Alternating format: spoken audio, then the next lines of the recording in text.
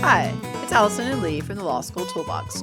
Welcome back. Today we're talking about resumes. Well, resumes are important. We all need them.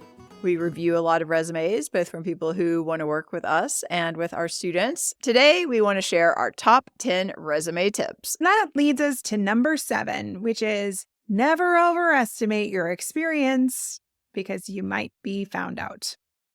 Yeah. So, for example, if you were not on a journal, do not put that you were on that journal. If you did not participate in X moot court competition, do not put that on the resume. I feel like this should be pretty obvious, but people like to cross that line sometimes of like finessing things to just making them up. I also think that this can get a little tricky when you talk about non-licensed legal work. So when you are describing your legal work, as a law student or a clerk, make sure that you aren't describing it as being a lawyer.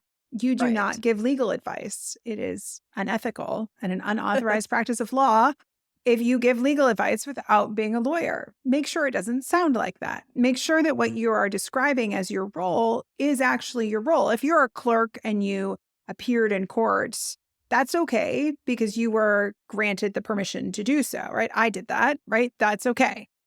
But you did it under the supervision of a lawyer. Just make sure that whatever you're describing is not accidentally sounding like you were doing the unauthorized practice of law. Right. Yeah. And I think this one's tricky in the resume world because everyone's like, make it sound like it's your work. And it's like, well, did you work on that brief or did you, and you didn't file that brief. Right. You didn't file you don't have it. a license. You might have drafted it. There were cases where I drafted things at law firms, but I didn't file it under my name, You might have contributed to things. I think that's a good line to think about is like, not taking too much credit, but taking enough credit for what you really... And, if somebody asked me, like, did you draft that brief? I would say yes. And I could talk about that. And, somebody else obviously approved it and signed off on it, but literally I drafted it. Right.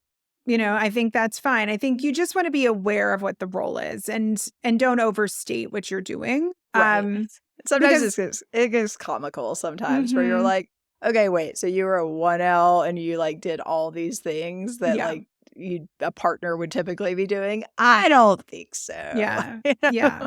And again, if you're the supervisor who is interviewing someone who looks like they somewhat inflate their work, then you typically don't want that person working for you. Right. No, you just want to be, straightforward and be able to support the things that are on your resume. Exactly. All right. Now let's swing back for number 8 to a little bit more about how it is presented. If you enjoyed this video, please take a second to give us a like and leave a comment. And be sure to subscribe so you don't miss any future content. If you have any questions, feel free to reach out to us at lawschooltoolbox.com. Thanks for watching. Stay tuned for more of our top 10 resume tips.